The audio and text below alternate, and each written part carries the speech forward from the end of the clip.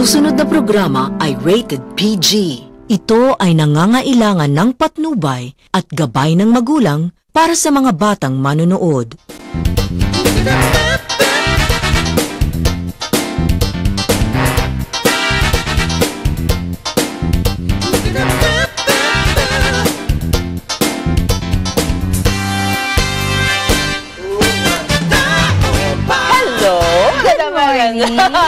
Good morning sa inyo mga bahay. Welcome sa Taong Bahay. Magandang umaga, may Julie. Sa Taong Bahay natin. Mami Mabel is that too. It's Miss too. May nabago lang. I like the change. Diba? Oo nga. And the change also. The hair. Oo nga. Ito naman the hair. Sa'yo rin, no? Ibig sabihin, beautiful day today. Siya naman talaga, laging nagbabago ang hairstyle. Yung bilin nga nung nag-ayos nung buhok, pakisampay nga yung buhok dun sa balik. Opo, ayan. Well, mga bay, kamusta na kayo? Hope you're doing okay. Dahil kami okay dito.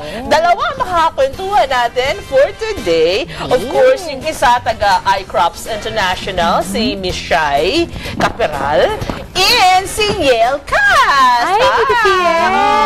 Nakikita natin na kanya napakaganda mga works. Totoo yan. Yes. Sabi ko nga, Yel, kailangan yung bumibisita dito, may iniiwan. May souvenir. Samantala, mga abay, puntahan muna natin ang ating trivia for today. Tungkol ito sa aluminum. Aluminum? Yes. Alam nyo ba? What? That it takes the same amount of energy to make one new can as it does to make 20 recycled cans. Talaga? Parehas lang ng energy. Isang bago at 20 recycled na lata. Ayun. Pero mas maganda pa rin ang nire-recycle. Of course. Dapat matuto talaga tayo mag-recycle. Oo. Yes. At saka yan na ibebenta eh. Oo. Pinipit-pit. At kaya nga ako lahat ng mga lata Talaga hindi ko tinatawag. May kalakal. Mga kalakal tawag na. Nangangalakal. Uy, nangangalakal. At eto pa, speaking of recycle. Speaking of recycle, mga ang recycling one aluminum can save enough energy to keep a 100-watt bulb burning for 4 hours. Ganyan yung kagandahan ng pagre-recycle. Yes. And nakatulong tayo sa ating environment. Totoo. Alam nyo ba na mahigit sa 50% ng aluminum cans na pinaproduce ay pwede namang i-recycle at na-i-recycle. At galing pati sa recycled na produkto. Yes. Ito pa. Ang isang gamit na aluminum can be recycled and back on the grocery shelf, diba? As a new can in as fast as 60 days. Ganun kabilis. Diba? 60 days lang is all it takes para magamit nating muli yung mga ni-recycle na lata. Totoo naman yan. Hindi naman, hindi delikado or hindi naman... Kasi nililinis naman din siya. Dumadaan siya sa processing. Kaya dapat sa mga taong bahay natin, pag meron kayong mga delata at mga lata dyan, kainin nyo, bigay nyo sa akin. Bigay sa akin yung lata. Kainin yung lata! Kainin natin, kainin yung laman. Bigay sa akin yung lata. Kayo may delata, kainin nyo yan. Oo, siya. Sige. Wala na, pinatawa ko lang ngayon. Yan ang ating trivia for today, mga bay. May malaking kinalaman sa aluminum. Yes. At sa recycling. Of course. Yes. Babalik kami dahil tuloy ang kwentuhan dito sa Taong Bahay. Diyan lang po kayo.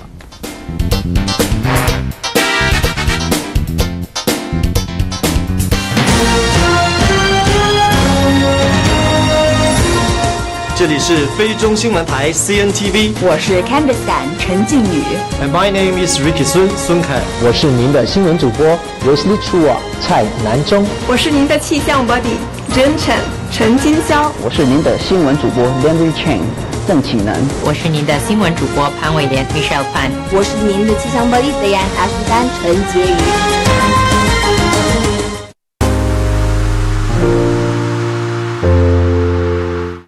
Hey friends, Marco Desani here, your EBC correspondent from Pensacola, Florida. Make sure to watch Digital Nest every Tuesday and Thursday at 7:30 p.m. only on Net 25. Don't forget to stay one with 25, and remember, all you need is love.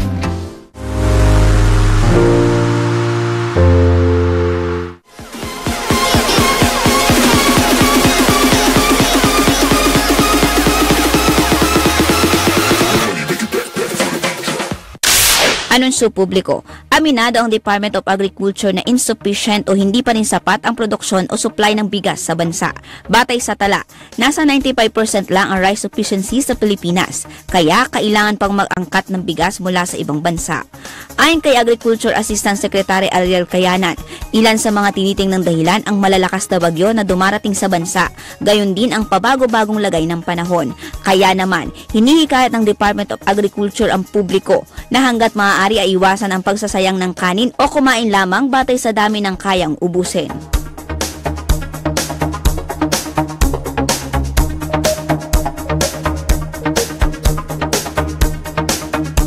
Letters and Music, Lunes hanggang Biyernes, 1:00 hanggang 2:00 ng hapon.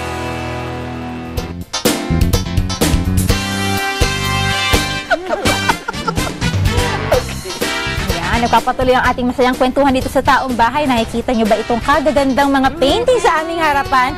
Babisita natin for today ang taong gumawa ng lahat ng ito. Yes! Please help us in welcoming Yel Cas. Yel Cas! Good morning po. Good morning. Kamusta ka na? Okay naman po. Okay good, naman po. Good. At teka muna, Yel. Si Yel ay taga saan ba si Yel? I'm from native po from Batangas. Ayun. Kaya siya member ng ano yung association Grupo Sining Batanggenyo po. Ayun. Natatandaan nyo ba mga abay nang sila ay ma-invite din natin dito? Ayun. Ibig sabihin, mga Batanggenyo, magaling sila sa art. Artist sila talaga. And you've been doing this for how many years? Ever since elementary, high school, college, nag-paint na po ako. Pero more on pumasok po ng art scene 2010. So, ibig sabihin, ikaw ang pambato ng section nyo when it comes to contest ng mga art, artistic work. Ganito talaga yung ginagawa mo nung umpisa. I mean, like painting talaga. Hindi ka nag-start sa ibang form ng art. Painting po. Painting talaga. Ibang medium lang po. Pero mga poster making, sumasali na po. Anong unang-una? Tanda mo ba? Ano yung unang-una mong ginawa? Mga drawing ko ng bata po, kasi ay proud na son ng isang makisaka. So, mostly yung mga drawing ko is anong alagang hayop ng tatay ko. So, ano yung... rice field. So, mostly ganun. Yun yung mga art projects natin, mga landscape, tinuturo sa atin gumawa ng Ako, una kong gawa, maganda rin eh. Ano? Stickman. Ikaw? Stickman. Stick lang yun. Okay lang po yun, ma'am. Art din po yan. Sige na. Pa-explain natin kay Yel, itong mga yes, yung mga dinrawing niya. Oo, sige. Yel, at unahin mo muna. Ano ba dyan ang gusto mo? Sa gitna. Sa gitna. Ito po kasi more on kasaganaan po. So, iba't ibang klase ng taas ba natin? Ano ba? Para iba't ibang klase ng kulay. Ayan. Ito. So, abstract siya. So, iba't ibang klase ng kulay na pinagsama-sama ko. So, more on pang-harvest na mga colors. So, basically, yun namang nandulo. Actually, yun ang paborito ko. So, exhibit siya bukas sa Tagaytay. This one? Oo, sa Development Academy of the Philippines. With Grupo Sining Batanggenyo. So, isa family na magkakapato. So, family. Isa family. So, father na binubuhat niyo yung mother, tapos yung mother anak niya. Parang, is this the same as with that one? Ito naman is a panadero. Ito naman is yung mahilig sa music. So, more ang tawag ko dito is 3-in-1 series. 3-in-1 series. Anong concept mo? Nagdodrawing ka? Halo-halo po. Pero more on kung ano yung mga gusto mong gawin. Kasi kapag artist naman, medyo malawak po. Ayun. Pag ikaw ba, meron bang oras? Kasi merong minsan tayo, di ba? Parang gusto ko yung tahimik ako, gusto ko ganitong oras ako magpe-paint. Gusto ko nag-iisa lang ako para nakapag-concentrate ako po kasi anything. Kasi kahit nga po sa mga store, yung mga placemat, drawing ko rin ako, iniiwan ko na gawa. So, pag artist naman, ako hindi ko niniwala na kailangan nasa mood ka eh. Basta love yung ginagawa mo, gagawin mo yun eh. Tsaka pag may naisip ka kagad, sayang kasi yung concept, i-ano mo kagad. Yung iba kasi namumundok pa bago makakuha ng mga Sino naka-influence sa'yo? Mostly na-influence po sa akin is siguro ang mga parents ko kasi ever since na sumasali ako ng mga contest dati, sinusuportahan nila ako. Pero artists din ba sila? Hindi. Na talaga? Sa family nyo, ikaw lang? Ako lang po. Talaga? Oo. Itatanong lang din namin, ha? Alam niyo mga abay, sikat na painter din itong si Yel Cas. Oo. Pero, yung unang-una na naibenta mo na painting, magkano? Okay na po ba sabihin? Yung price. Ang una ko po na benta na painting is mas medyo ganun kalit po. 25. Wow! Ganun po kalaki. Talaga? Nasa Greece na po kasi yun. Nasa Greece. Nasa Greece yung painting na yun. So medyo yung painting ko mas malayo na abot kasi sa akin. Nauna na sila. Kasi papunta ka na rin doon. So paano pag nabili na yon, gagawa ka ba na replica or ibang concept na? Medyo iba't ibang concept. Kasi syempre, di ba gusto nung bumili, kanya solo niya yung ganong style, yung design. Apo, may mga collector din ako iba't iba, like yung isang collector from QC, mga gawa na naman na nakakatawa kasi mga sikat na artist like Manansala,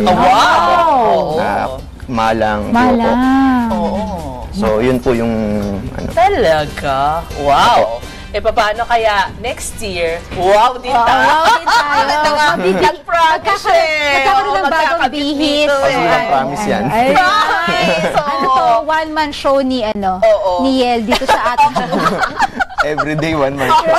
Everyday one-man show. Gaano katagal ito? Gusto ko itanong, gaano katagal ka gumawa? Yung maliliit, mga inaabot ng ilang... Actually, the base po, meron po kasi minsan may 2 years na hindi pa tapos. Meron namang 1 hour tapos na po. So, 1 hour. Depende sa mga, sa gagawin. Sa mga kulay na... Sa mga kulay po. Yung detalye, di ba? Opo, depende po. Pagka ba, halimbawa, nakailang beses ka na nakapagsagawa ng exhibit? Po. Medyo marami na po eh. So since 2010 po kasi sumasali ako ng iba't ibang exhibit. Iba po, minsan for a cause, minsan naman mga pero more on group shows po. Para doon sa ating mga abay na nanonood ngayon, na, parang type ko yung naka-display na painting. How can they get in touch? Actually, mga paintings ko po, dalawa po pwede niyong makita. Yung po mga Muslim paintings ko naka-display po sa Arte Lino sa Batangas Gallery. Malapit po sa syudad. And then mostly po is mga paintings ko is nasa Facebook page ko, Yelcast, YELCAST. So nandun po mismo yung yun, oo. Paki-like na lang, Yelcast Arts. Ayan, i-like nyo si Yel. May question ako pa. Sige. Nagtuturo ka ba dun sa kaya yung mga bata na eto, sa tingin nila may paraan niya. Nag-ano po ako actually, nagtuturo po sa mga bata, nag-workshop po ako. So isa last workshop ko po isa sa Batangas kasi I'm graduate po ng Santa Teresa College, STC Guhit. So basically giving back po. So nagtuturo ako sa mga bata na doon din po ako nag-start. So tinuro ko sila ng mga pastels. Talaga? Apo, minsan sa PGH po, sa mga bata may cancer kids. Sige, para doon sa ating mga abay na aspiring painters, ano ang masasabi mo sa kanila? Yes, sa mga sa mga aspiring artists po, actually 3 po yung mabibigay ko na advice. Ang una po is why, ibig sabihin you po. So walang ibang magpapagaling sa sarili mo, kundi sarili mo. So hindi mo kailangan maging magaling para magsimula, kailangan magsimula para gumaling. So yung ang kailangan mo execute. So kumbaga gawa ka ng gawa. So wag kang matakot magkamali kasi lahat ng pagkakamali may natututunan. ka. So mostly pag nag-workshop ako, lahat ng mga hindi magandang ginawa ko, pinapakita ko rin. So sabi ko nga kanina, luto na kasi nakikita kami. And yung L po is love. So ibig sabihin lahat ng gagawin mo, mahalin mo lang. So hindi mo kailangang i-compare yung mga ginawa mo sa ibang tao, i-compare mo yung mga luma mong ginawa sa mga bagong ginagawa. So wala kang ibang kompetisyon kundi sarili mo talaga. So mahalin mo lang. Lahat ng ginagawa, mahalin mo lang. Oh, very inspiring. So, Yel. Execute and love. Isip din ako ng parang bilis matandaan. Haba ng pangalan natin, wag na lang. Pero one last, doon sa mga gustong iniisip nila na gano'n ba kahaba, gano'n katagal bago makagawa ng isang magandang painting? Sobra. Actually, depende po sa artist and depende po sa subject. Sa medium mo. Kanya-kanya po kasing style. So, kasi kumbaga parang paano mo siya ginagawa? Depende kung, kasi meron po akong mga 1 hour, merong minutes lang, merong 2 years. Meron hindi pa po tapos. So, di pa dito. Ano yun? 2 years, mas mahal. Bakit ganun? Bakit tumatagal na ganun? Ano yung factors na bakit pwedeng tumagal ng ganun katagal yung isang ginagawa? Kaya po kasi minsan tumatagal, yung concept mo kasi nagbabago-bago. Nagbabago yung concept. Kasi ang pag-artist, minsan hindi mo alam kung kailan ka titigil. Hindi mo alam kung tapos na siya o hindi. Sige. So, pinta ka na ng pinta. May sleepless nights ka pag gumagawa? Ano po? May sleepless nights. Yung tipong talagang hindi mo tinutulugan talaga. Oh, meron po ganun. Kasi kahit, kumbaga, pag gusto mo talaga ginagawa, pag passionate kasi ka talaga, magutong ka man, lahat, kumbaga, gusto mo talaga, gagawin mo talaga eh. Ulit ka lang, kahit di ka matulog, yun po. Okay, sige. So, Yel, maraming salamat. Thank you po. Thank you for inspiring us. At saka yung mga young artists. So, may mga exhibits din po kami. So, yun. May exhibit po kami bukas sa with Grupo Sining Batanggenyo sa Development Academy of the Philippines. So, meron din po sa by January sa mga abstract naman po kami sa Gallery de las Islas. And then, I have a project sa Wayne, Manila. So, lahat ng mga paintings ko is nakalagay sa t-shirt. Then, isa for art drive. So, once you buy that t-shirt, para po sa foundation. Nakakatulong pa. So, kasi yun po yung pinaka-long term goal ko. So, magkaroon ng art foundation. Yung request ko. Yung gawin nga tayo ng abstract. Okay. Thank you again, Yel. Mga may babalik ang taong bahay at sa aming pagbabalik kasama natin ng iCrafts International. Sige po. Thank you po. Thank you.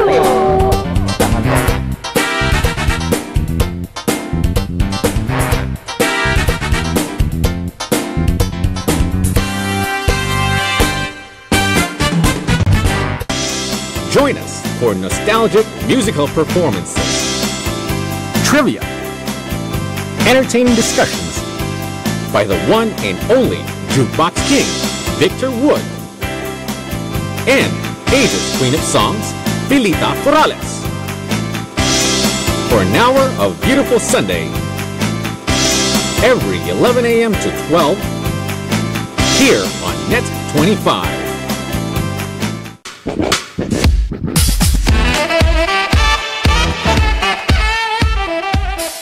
Hi guys, we're from The Break Room. I'm Nikki. And I'm Giselle. And we would like to invite you to watch The Break Room every Monday, Wednesdays, and Fridays at 7:30 p.m. only here at Net 25.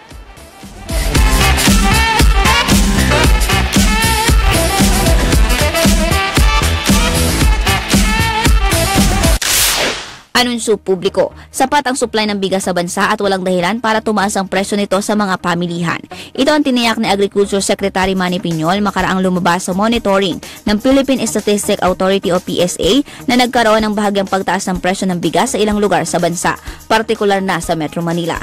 Sinabi ng kalihim na tumaas ang lokal na produksyon ng palay sa 95% national rice requirement ngayong taon, kumpara sa 89% rice requirements noong isang taon. Nabatid na naglalaro sa 35 hanggang 40 pesos ang presyo ng wheeled milled rice habang nasa 40 hanggang 50 pesos ang presyo naman ng commercial rice kada kilo.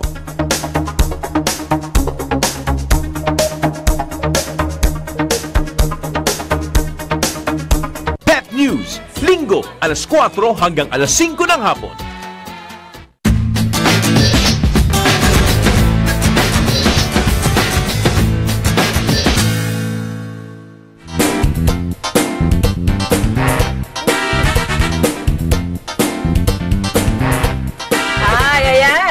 Sinabi namin sa inyo, yung mga magaganda at gwapo na nakita nyo doon. Yung mga taga-iCrafts yan, yung mga nag-aaral sa kanila. Magandang umaga sa iyo, Miss Shai Caperal. Magandang umaga muli sa inyo, mga kaabay. Welcome back. Yes. Sa tambay. Sobra ako rin. Kasi sa sarap ng mga ano nila eh. Hindi, actually, it's a training center. Itong iCrafts International. So, tell us something about iCrafts International, lalo na ating mga Yes, sa mga taong bahay natin na gustong mag-aral, may pangarap. Ang iCrafts ay nagbubukas ng door for you. Na open po kami for the training. We have a bread and pastry, bread and pastry production and C2 of TESDA. Yeah, we are accredited of TESDA. And then we have massage therapy, we have Hilot Wellness. If you want national certificate from TESDA, nag-o-offer din kami. Ayun, yung mga gusto, yung mga katawang bahay natin na gustong matutong magluto, Ayan. Ayan, ako marami. Gusto culinary. Pwede po kayo, gusto niyo magkaroon ng certificate, pwede po. At saka, gaya niyan, yung pinakita kanina, yun po yung mga estudyante namin. Opo, after their training, nag-undergo sila into immersion, yung sa catering naman. Ayun. Di may sigurado na agad silang pupunta. Yes, after nun, malay nyo, ma-absorb namin sila, at magkakaroon sila ng employee. Ano yung catering business na ito, Miss Shai? Open din kami for the catering, for the catering businesses. Yung mga may gusto na magpaklalo na ngayon December, mga event, yes, so you can call us. Anong number? 369-5707 and then 0922-7373750. Okay, kung hindi nila nakuha agad yung number, pwede naman silang pumunta, merong yes, we are located at Mindanao Avenue, corner also Uyo Road, Quezon City. Ayun. May FB page? Yes, of course. iCrafts International. Yun lang. Hanapin nyo lang. iCrafts space INTL. Ayan. Ayun. So, yung pagtuturo nyo doon sa training center na ito, gaano katagal? Bawa, mag-enroll ka, gaano katagal karaniwan? Short courses lang kami. Yung short course na yun, gaano? Gaya nung bread and pastry namin, that is 141 hours lang. Yes. 141 hours, tapos in a week, gaano katagal yung, gaano kadalas yung pasok? That is 18 days. 18 days. Na Mondays to Fridays? Mga gano'n? Yes, it depends kasi gaya, sa schedule nila. Meron kasi yung mga teachers lang, Friday, Sabado lang sila available. Yun. So, every Saturday. Ina-absorb namin yung mga, diba? Flexible kami. Kasi kung gusto ko, like, kung meron ka ng ibang career, pero you would want to... gusto mo matuto pa ng something new, something productive, pwede. So, ilang oras yung kung Saturday? Ilang mga 4 hours? Or yes, 4 to 6 hours naman. 4 to 6 hours. Mabilis lang. At pagkatapos nun, marunong ka ng mag-bake, marunong ka ng magluto. Yes, yung proper naman. Pwede ka na mag-start ng iyong small business. Yes, correct. Tinuturo rin namin yung entrepreneurship. Ayun, diba? Ayun! Yes, ang package in one na pag nagpunta sa iCrafts. Yes, kompleto. Hindi ka man dumiretso agad sa pagbibusiness, something to do for your family. Correct. Diba? Iniisip ng ating kataong bahay ngayon. Teka muna, mahal ba pagka nagpupunta sa ganyan, sa training center na ganyan? Mahal ba? Mura kaya kami. Mura kaya kami? Yes. Actually, kasi yung bread and pastry arts, umaabot ng yung iba, kalahating milyon. Yes, sa culinary, diba? Yes. Mahal na. Mahal. Sa amin. Affordable. Yes. Yung regular namin is 35,000. Pero now, nag-promo kami, 18,000 na lang. Kailangan yung mga taong bahay natin. Sorry, excited kami na. Yes, sige, Miss Shai, pakibanggit lang dito yung iCrafts International. I-promote niyo na po. Yes, ini-invite namin kayong lahat, lalo na ngayong December, magbabakasyon muli. Pwede kayong maging parang pastime ninyo. Pwede kayong pumunta sa iCrafts at mag-aral ng pagluluto, pagbe-bake. Kung gusto nyong masahe, meron din kami. iCrafts is open for you. iCrafts, you can call 369-5707 and 0922-7373750. And we are located at Mindanao Avenue, corner also Uyo Road, Quezon City. O di kaya, magpunta lang sa iCrafts International page. Sa kanilang page. Yes. Nandun lahat ng activities namin kung gusto nyo malaman about iCrafts. At sa taong bahay. Kasi naka-delay tayo, so pwede nang panoorin ulit para ma-recall. Correct po. Salamat din sa taong bahay dahil laking tulong ninyo. Salamat sa inyo. Maraming salamat ulit sa iCrafts International at kay Miss Shai. Mga abay, babalik agad ang taong bahay dahil tuloy ang kwentuhan. Diyan na po kayo.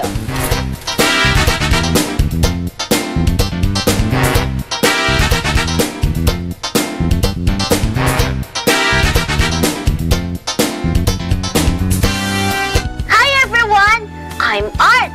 And I'm PJ. And we are from Word Hub! Manood po kayo ng mga shows ng Net25 Kids. Watch Homework Monday to Friday at 4 to 4:30 p.m. And watch Word Hub every Saturdays and Sundays at 8:30 to 9 in the morning. Again, I am Art. And I'm PJ. And we are one with 25. Nood po kayo. Bye! ASEAN in Focus. Monday to Friday, 2 to 2:30 p.m.